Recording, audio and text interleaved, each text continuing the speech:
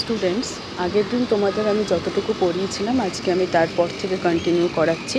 আশা করি তোমরা সেই ভিডিওগুলো দেখছো আর বুঝতে পারছো। আর কোনো রকম অসুবিধা হলে আমাকে কোনো ডাউট ছাড়া জিজ্ঞাসা করতে পারো, ঠিক আছে, কমেন্ট সেকশানে। তো চলো এটা কন্টিনিউ করা যাক। দেখো এবার কি বলেছে, most active volcanoes in the world flank the Pacific ocean. মানে দেখো ছবিটাতে যেটা রয়েছে যে, ঠিক আছে, মানে এই যে প্যাসিফিক রিং অফ ফায়ারের চারপাশে অ্যাক্টিভ ভলক্যানোস দেখা যায় and form a ring around it, আর চারপাশে একটা রিংয়ের মতন তৈরি হয়। So the volcanic belt along the coasts of the Pacific ocean is called the Pacific ring of fire. তাই জন্য বলা হয় এটাকে Pacific ring of fire. 70% of all earthquakes on the earth occur here. তার মানে কি আমাদের আর্থে যতগুলো আর্থকুয়েক দেখা যায় তার 70% এখানেই হয়। তার মানে বুঝতে পারছো নিশ্চয়ই যে কতটা এই জায়গাটা আর্থকুয়েক প্রোন। ঠিক আছে, দেখো এবার কিছু এরিয়া দিয়েছে, যেরকম ফুজিয়ামা জাপানের, তারপর হচ্ছে পিনাটুবো ফিলিপিন্স, ক্রাকাতাও ইন্দোনেশিয়া, আর সেন্ট হেলেন্স ইউএসএ, পোপো ক্যাটেপেল এটা হচ্ছে গিয়ে মেক্সিকোর, আর কোটোপ্যাক্সি হচ্ছে ইকুয়েডর এরিয়া। এই জায়গাগুলো হচ্ছে খুব earthquake prone.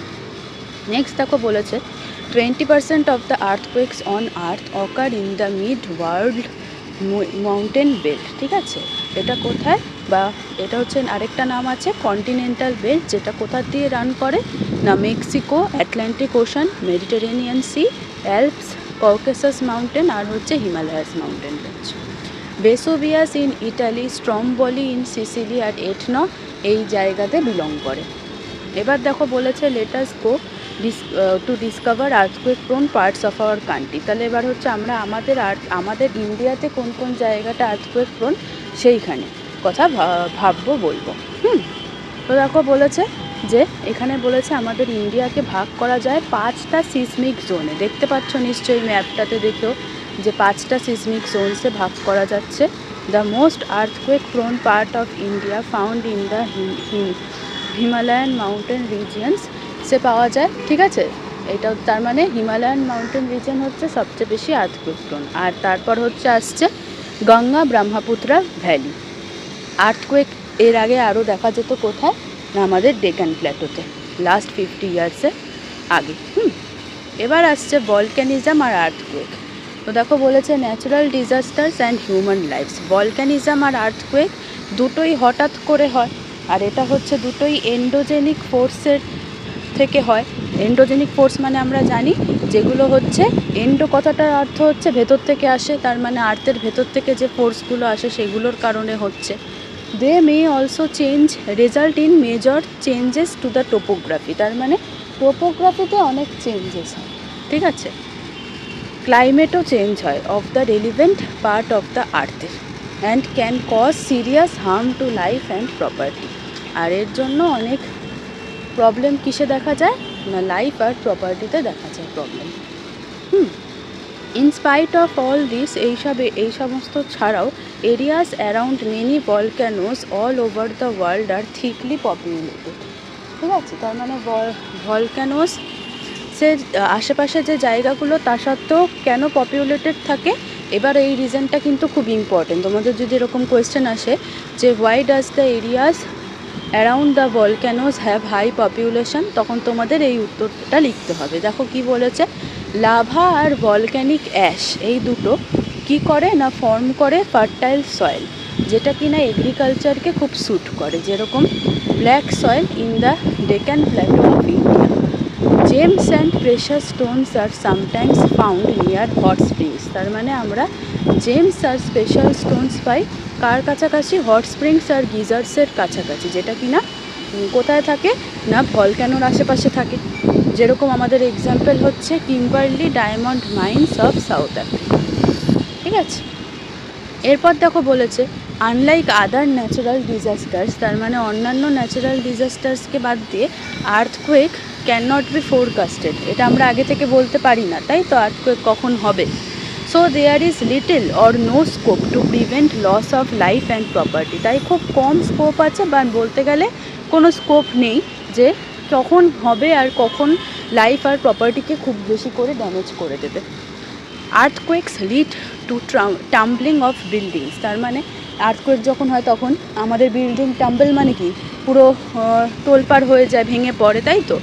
And many people die buried under the debris, মানে এই যে যেগুলো পুরো বিল্ডিং পুরো ভেঙে যায় তার আন্ডারে অনেক পিপল বাড়ি হয়ে যায়, মানে কি যে তার ভেতরে ঢুকে যায়, ঠিক আছে, মরে যায়। Communication networks and transport system, তার মানে যাতায়াত করার যে সমস্ত সিস্টেম বা যোগাযোগ করার যে সিস্টেম সেইগুলোও ডেস্ট্রয় হয়ে যায়, যেহেতু অনেক বড় বড় ক্র্যাক ফর্ম করে। আর ল্যান্ডস্লাইডসও অকার করে, ঠিক আছে, মানে ধস নামে। Substantial loss of life and property, এটা দেখা যায় ফ্লাডের জন্য, ফ্লাড মানে বন্যা। আর ফায়ার হয়, মানে ফায়ার অকার করে আর্থকোয়েকের পরে, ঠিক আছে। Changes in the course of rivers, মানে রিভারের যে কোর্স মানে কি এঁকে বেঁকে যে যায় সেটা চেঞ্জ হয়। প্রেশার অফ ওয়াটারটা চেঞ্জ হয়, যেটাকে বলা হয় hydraulic pressure in big reservoirs and its adjoining areas. আর যার আশেপাশের যে এরিয়া, যেরকম আমাদের কয়না ড্যাম মহারাষ্ট্রার, ক্যান কজ আর্থকোয়েকস। এই সমস্ত কেসে ওয়াটার স্পিল হয়, স্পিল মানে বেরিয়ে যায় ক্র্যাক ড্যাম থেকে।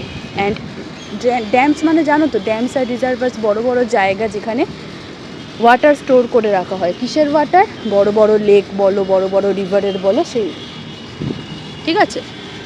And embanks can cause sudden flood in adjacent areas, তাহলে এই সমস্ত কারণে কি হবে না আশেপাশে যে এরিয়াতে ফ্লাড হতে পারে, মানে বন্যা হতে পারে। দ্য অ্যাম্প্লিটিউড মানে কতটা পরিমাণে হচ্ছে, ওয়েভস মানে তো জানো যে হচ্ছে যখন আর্থকোয়েক হয় তখন তো ওয়েভস হবে, ওয়েভের ফর্মে আর্থকোয়েকস হয়, ঠিক আছে। Increases greatly due to earthquakes, তখন এগুলো অনেক বেড়ে যায় আর্থকোয়েকের জন্য। Under the sea or in the coastal areas, মানে এটা সি এর তলায়ও হতে পারে, আবার কোস্টাল এরিয়াসেও হতে পারে। কোস্টাল এরিয়াস মানে যেগুলো যেখানে আশপাশে হচ্ছে সমুদ্রর আশপাশের এরিয়াগুলো, ঠিক আছে। এই যে ওয়েভগুলো কোথায় গিয়ে, ল্যাশ মানে পড়া, কোথায় গিয়ে পড়ে না on the coastal areas with great power, এটাকেই বলে হয় সুনামি, ঠিক আছে। একটা মুভিও এরকম বেরিয়েছিল, অনেকে দেখতে পারো হয়তো সেটা। This can claim a lot of lives and property, তাহলে এই কারণে অনেক প্রপার্টি মানে ধ্বংস হয়, বিল্ডিং টিল্ডিং। তারপর হচ্ছে তোমাদের লাইফ মানে তো জানো যে জীবন নষ্ট হয়ে যায়। World wide increase of population, তার মানে আমাদের ওয়ার্ল্ডে যে এত জনসংখ্যা দিনকে দিন বেড়ে যাচ্ছে। আনপ্ল্যান্ড আরবানাইজেশন মানে প্ল্যান না করা আরবানাইজেশন, মানে এই যে এখন আমাদের সব এত শহর হয়ে যাচ্ছে, গ্রাম আর কোনো কিছু থাকছে না, সব জায়গাতেই বড় বড় বিল্ডিং ফ্ল্যাট উঠছে। Construction of heavy multi storied building, যেটা এক্ষুনি বললাম। রোডস, ড্যামস, রিজার্ভার্স আর ইললেজিমেট মাইনিং, ইললেজিমেট মানে আইনের বিরুদ্ধে খোঁড়াই, মানে ওই যে খোদাই করে ওই ওর্স বার করা, মাইনের ওর্স হয় না, মানে মিনারেল বার করার জন্য সেটা, ঠিক আছে। এই সব কিছু কী করে না all contribute to an area being more prone two such disasters, এটা এইসবের কারণে একটা জায়গা খুব প্রোন হয়ে যায় ডিজাস্টার্সের জন্য, ঠিক আছে। Sometimes coastal land may be submerged due to an earthquake, অনেক সময় কোস্টাল ল্যান্ড মানে সমুদ্রের আশেপাশের ল্যান্ডগুলো ঢুকে যায় আর্থকোয়েকের পরে। তারপর ন্যাচারাল হারবার ওখানে তৈরি হয়, মানে যেখানে শিপরা এসে দাঁড়ায়। অনেক সময় শ্যালো ল্যান্ড মাস মানে নিচু যে জমিটা সেটা emerge from under the sea এর তলা থেকে বেরোয়, ঠিক আছে, টু ফর্ম নিউ ল্যান্ড মাস, ঠিক আছে। এটার জন্য কি হয়, নতুন ল্যান্ড মাস তৈরি হয়।